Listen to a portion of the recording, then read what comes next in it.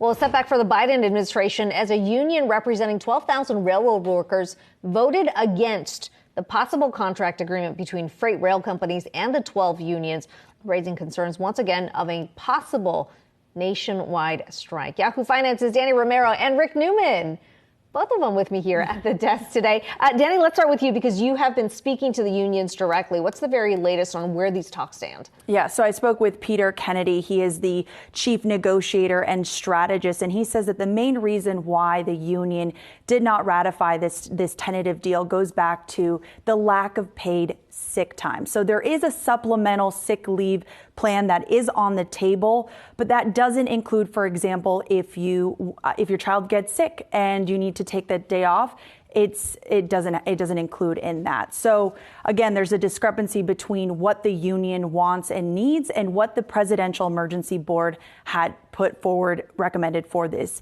deal. So and in that deal, it included a 24% wage increase and also $5,000 bonus and an additional paid sick day.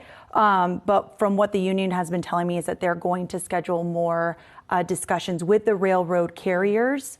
And they'll have to wait and see. But it's 7 more unions are expected to vote from now until November 20th. Rick, I'm thinking back to when the White House stepped in and it was sort of crisis averted. You get the sense, are we at here we go again? I don't think so. So crisis averted until the midterm elections. Politically speaking, if this goes into has to be resolved after the midterms, it's not a political crisis anymore.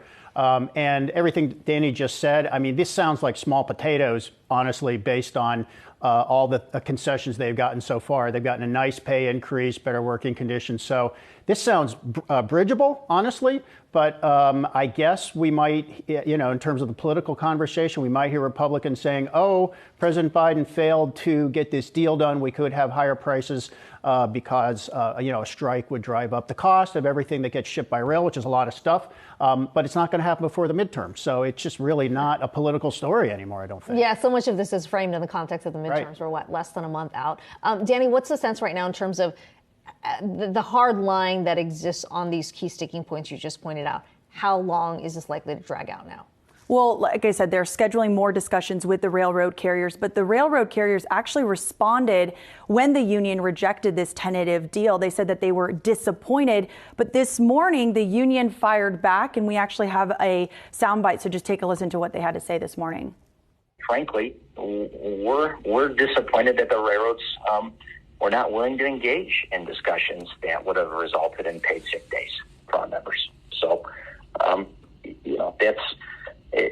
the path goes both ways on this, So if the parties don't come to terms, then there could be a strike, but that strike wouldn't happen until mid-November, 5 days after Congress goes back to session. Okay.